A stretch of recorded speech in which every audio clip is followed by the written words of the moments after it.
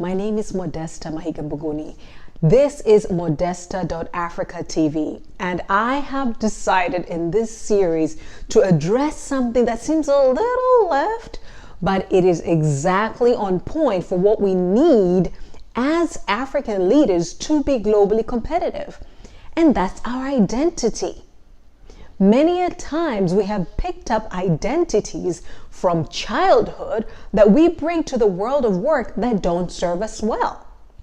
And so what do you do? What do you do when you react in a certain way, or you talk yourself out of opportunities, or you tend to gravitate towards perhaps it's mediocrity or people that are really not going anywhere, and you're thinking, this is not helping me. This feels comfortable, it feels familiar, but it is not what I need to move forward. What do you do then? And I wrote out a little acronym that I think can help us. I call it the SOLVE method.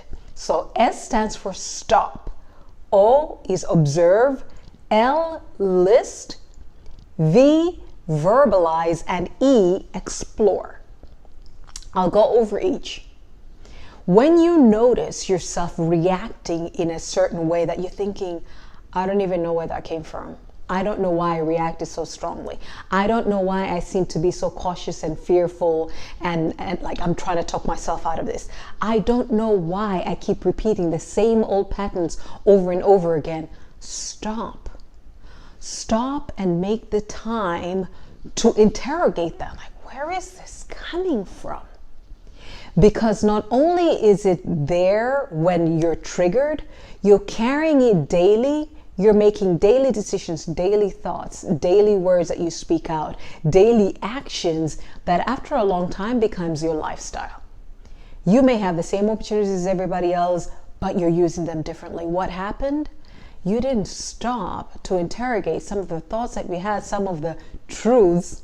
We often like talking about my truth. Your truth may not be the truth, right? So stop and then, observe. Like, why do I do that? What is going on here? Where did I get that from? Where did that come from? Is it something that I saw with my parents? Is it something that I saw in my community, in my neighborhood, and I figured that, that's who we are? Is it something that somebody somewhere said to me, and I felt that, that reflected who I am?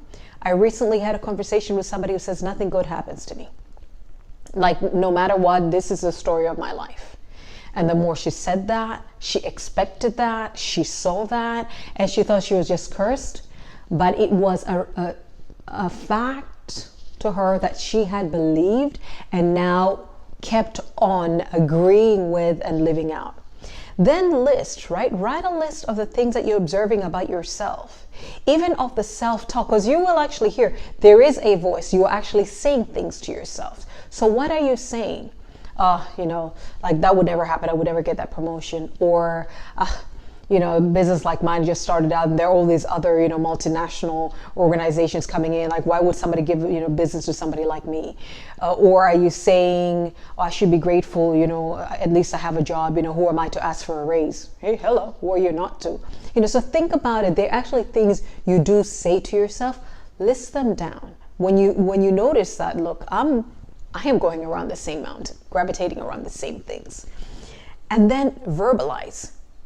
Not only do you want to remove the things you don't want to think, speak, and act, not only do you want to remove those things, you want to replace them with things that do serve you. You want to replace them with I statements, and I would say I statements you make in the present.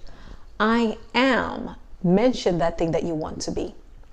I am confident. I am the vice president of this and this organization. I am, impactful in this area. I am. Make I statements and make them positive, make them in the present. And then the E is for explore.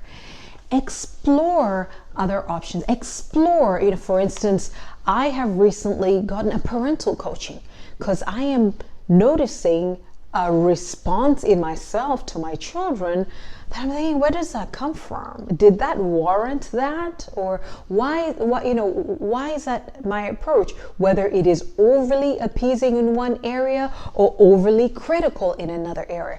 I want to know where this came from, because I am now playing it out to my children, lest they also pick it up, have that as an issue, and then continue passing it on to the generations. So start exploring. Do I need a coach here? Am I changing my friends? Do I change my outfit? I'm serious. Do I start reading? Remember the saying that you're going to be the same person in 5 years except for the books you read and the company that you keep? It's true. Because what you continuously see in your eyes, you're going to associate as your reality.